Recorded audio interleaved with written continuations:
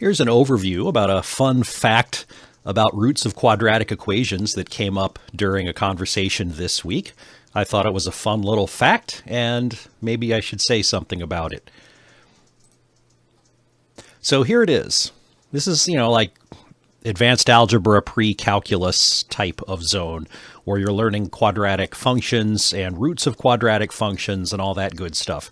And there's a rule, or more technically a theorem, about roots of a quadratic equation that says, hey, if you've got a quadratic function, the usual generic ax squared plus bx plus c, then even if you don't know what the roots are, you do know a couple of things about them. One is that the sum of those roots is going to be equal to negative b over a. So you have to peel off the numbers b and a from the terms in the quadratic and compute the fraction negative b over a, but that would be the sum of the two roots. And the product of those two roots has to be c over a. And again, we know these pieces of information about the roots, even if we don't know the roots themselves. Okay, now where does this come from? It's kind of cryptic. And in this zone of math, there's a whole lot of factoids that just seem chaotic when you're trying to memorize them all, because there's so many rules and letters and all sorts of assorted nonsense. So it's a good idea to know kind of why it works, because that helps you remember.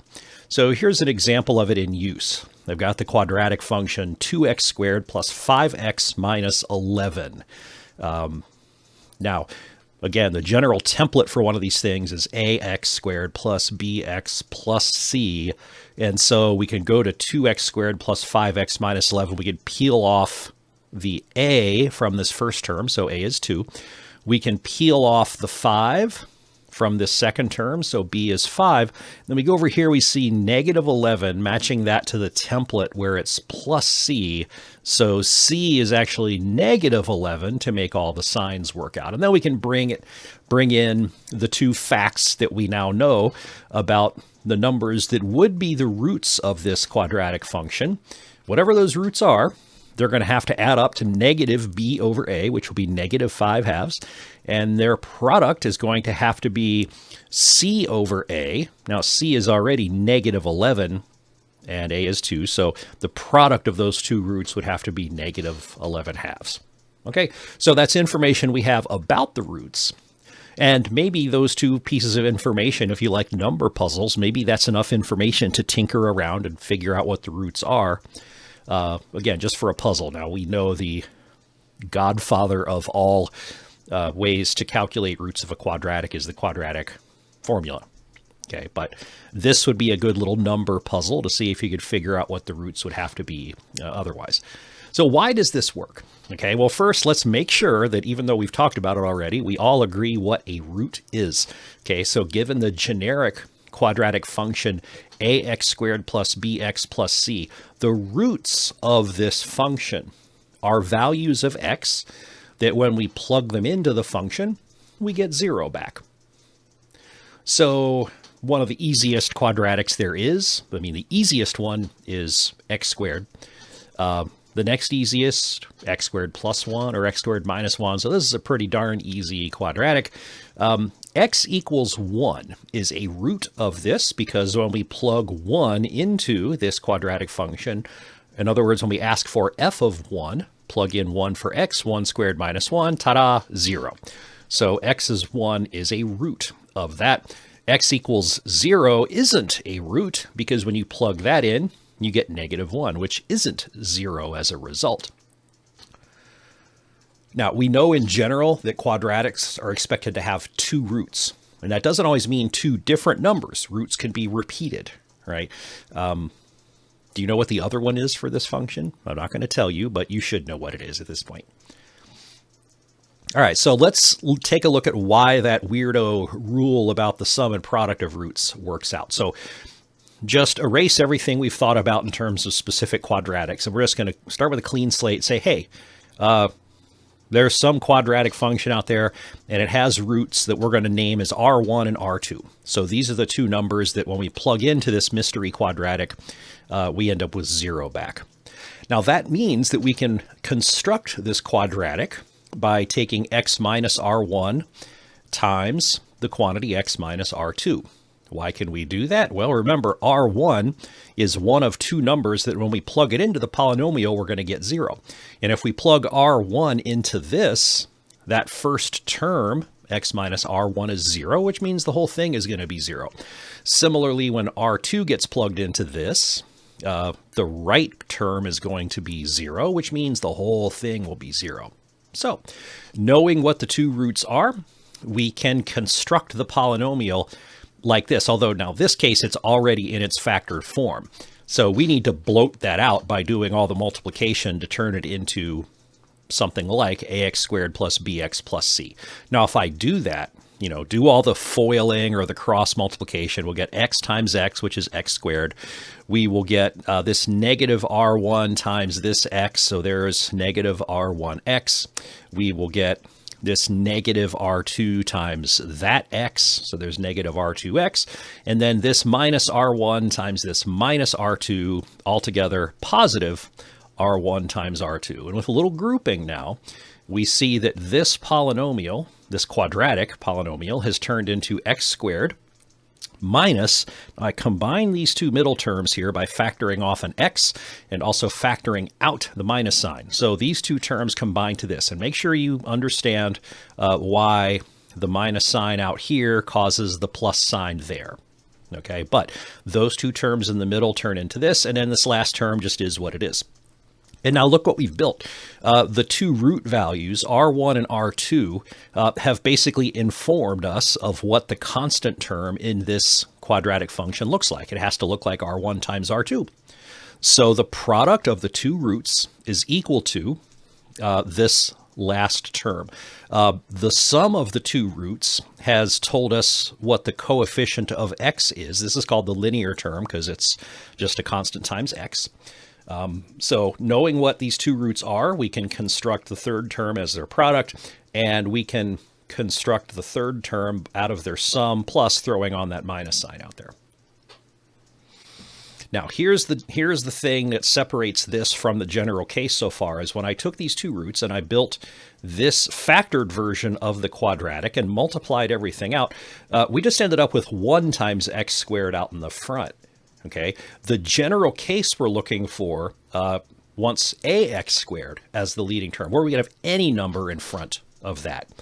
Okay, but that's just accounted for with a little bit of wizardry. So remember that the roots of the quadratic are the values of x that turn the quadratic into 0 upon evaluation. If we take this thing and divide both sides by a, we have the same roots still, but we've cosmetically altered the left-hand side. So the roots of this thing are the same as the roots of this, because these two equations, these two quadratics, are the same quadratic. It's just, here's the original version, here's the version where we've divided both sides of this equation by a. The roots of these two things would be the same, right? That's the point of agreement we have to have. Right? They have the same roots. And so if we go back here to this expression we got where we said, hey, we've got two roots, r1 and r2. Let's build up the quadratic that would have those as their roots, and we produced this. Now we can match it to something that's a little bit more generic that has specifically x squared in front, and now we can see the association that the sum of the two roots is equal to negative b over a. So here's b over a in the generic, here's r1 plus r2, but notice that difference in sign from our two scenarios that produced these expressions. So r1 plus r2 has to become negative b over a, and r1 times r2 has to become c over a. And so that's why the theorem works. The two roots, whatever they are, if we started with ax squared plus bx plus c, that's really the same thing as this when we're looking for its roots. And so r1, r2 has to match c over a, r1 plus r2 has to match b over a with a negative, a switch in sign. Okay, so we get those two rules. So let's try it again, knowing all that. Here's a new quadratic, 3x squared minus x minus 5. Let's say smart things about the roots of this. We don't know what the roots are, but with assignment of a is 3, b is minus 1, c is minus 5, we can say, hey, we know that the sum of the roots, whatever they are, has to be negative b over a.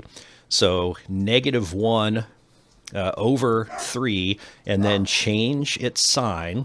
So we kind of double up on the minus. So negative b over a is going to be positive 1/3. And the product of the roots has to be just c over a, negative 5/3. It just so happens that we know how to go off to the side and find those roots. They're yicky radical numbers, irrationals, and here they are, 1/6 plus or minus square root of 61 over 6. If we add these two roots up, the radical terms cancel. We just get 2 1/6 or 1/3. And if we do their product, when we take this term and multiply it by this term, we're going to have to do all the foiling, the crisscross multiplications. The terms that involve the radicals are again going to cancel out. Make sure you do this if you're not convinced of that. But we'll get the first term, which is 1/6 squared. We will get the equivalent of this final term in either position squared, which will be 61 over 36.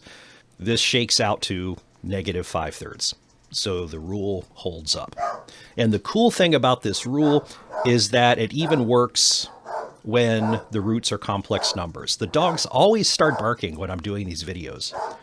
Must be somebody outside daring to take their dog for a walk. I'm going to pause for a second till they shut up. All right, I think they're done. I've looked out the window and I have no idea what they were barking at. I almost made it to the end of this thing, but here we go. The cool thing about this rule of the sum and product of roots of a quadratic, it still holds up even when the roots are quadratic numbers. Their sum and products are still going to end up being real numbers based on the coefficients. Here's how that goes. If I take the one that I had before, it was 3x squared minus x minus 5, and just change it to 3x squared minus x plus 5, the new roots are going to be complex. Now, the rule still holds, right? A is 3, b is negative 1, c is positive 5. The sum of our roots, whatever they are, ought to be negative b over a, so negative 1 over 3, so there's a positive 1/3. The product of the roots should be c over a, so 5/3. The roots happen to be 1/6 plus or minus square root of 59 over 6 times I. They're both imaginary roots. They come in pairs like imaginary numbers do. And let's check. R1 plus R2, add them up. The radical slash complex, the irrational slash complex term cancels. We get 1/6 plus 1/6 plus 0. So there's 1/3 as the sum. That worked out. And the product of these two things, again, so go off to the side and try this if you're not convinced, but we get 1/6 times 1/6. Then the two cross terms are going to subtract out. And so we're just going to take this final term and square it, which is going to give us 1/6, 1/36 for the front term. And this second term squared, 59/36, add those up, and we get 5/3. And so the two predicted values up here for the roots end up working out, even though the roots were complex numbers. And that's pretty fun if you like that kind of thing.